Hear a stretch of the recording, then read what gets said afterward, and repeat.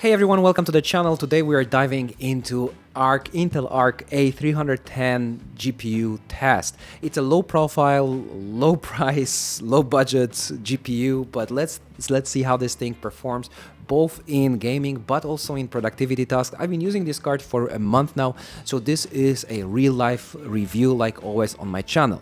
So let's talk about specs first and the size of it. So this is like low profile GPU with 4 GB of GDDR6 RAM, and this is PCI Express 4.0. It does have two ports, one HDMI 2.0, one DisplayPort 2.0. Those are full-size ports. There are different versions depending on the manufacturer, but this one, it comes from ASRock.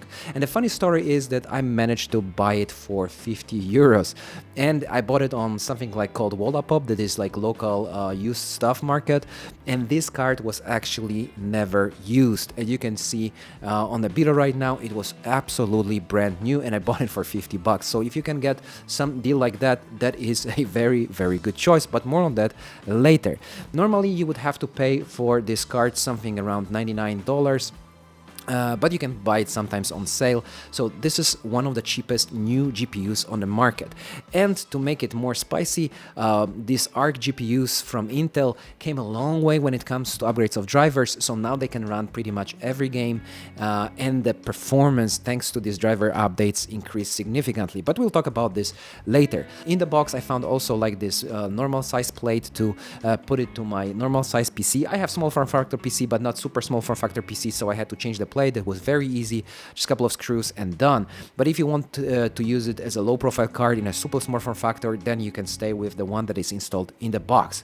Now let's talk about the performance of this bad boy here. So when it comes to photo editing, actually it was very smooth. So photo editing itself, like the dragging the shadows up, highlights down, anything was pretty smooth, and I was surprised. I never got this like low VRAM warning that I sometimes got back in the days from lower end GPUs.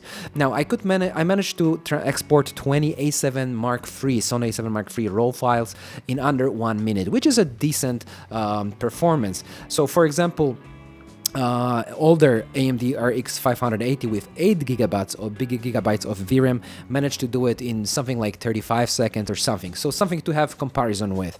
But this is not the best experience there, but it's pretty good. However, where this card shines is video editing. If you want my optimum settings for editing on this GPU, then if you want to export 4K video, then first of all set your Davinci Resolve projects to 1080p, then playback to medium quality, and that gives you a smooth playback and smooth transitions, smooth editing experience. Then when you export the video, switch to 4K in the end, and then export 4K. This is generally like preferred workflow, but if you have higher end GPU, of course, you don't need to do that. I'm using i7 and 9700K older CPU, and I'm using 32 gigs of RAM in my rig.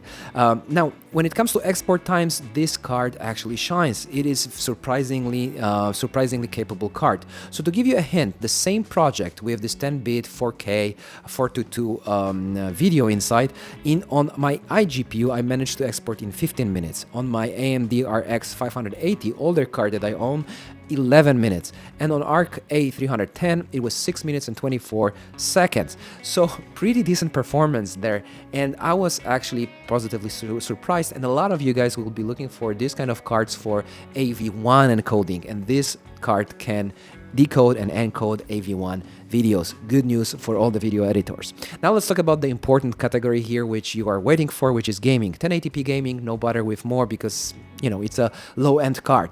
Shadow of the Tomb Raider, medium detail, XeSS set to balance, average of 554 frames per second. Not that bad at all. When XeSS is set to performance, we are hitting this 59, 60 frames per second, so that's a decent score here. When it comes to Forza Horizon, very well optimized game, 1080p, medium, no XeSS, No excess also, 75 frames per second.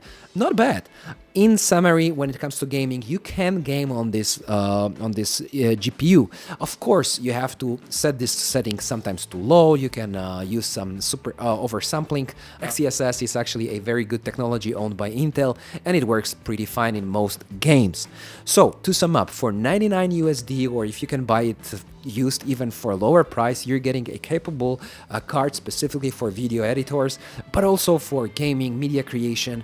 And I've been using this card for a month now, and I actually almost forget to change it to something more powerful. It was just doing a good job there. Of course, if you want something that performs way better, something like used RTX 3060 will perform much better. But again, this is new low-end GPU that performs better than I expected. Okay, guys, I hope you enjoyed my quick review of Intel Arc A310. If you did, leave thumbs up, subscribe, and I see you guys in the next recording. Cheers!